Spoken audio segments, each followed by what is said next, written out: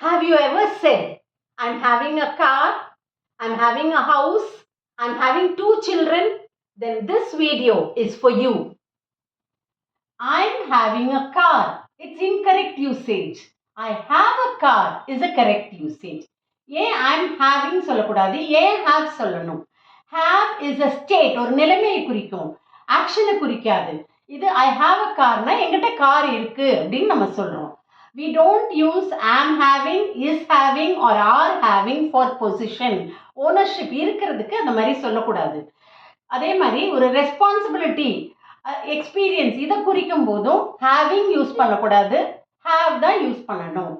I have 5 years of experience. I have a team reporting to me.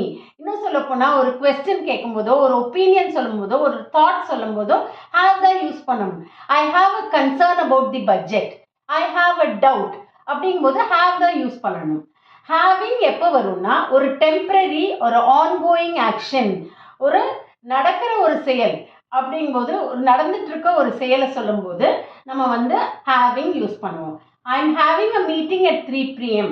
I am having a headache. I am having a discussion with the vendor. So இதெல்லாம் வந்து ஒரு temporary action. அதுக்கு நம்ம having use பண்ணணும். So remember, have for ownership, having for action.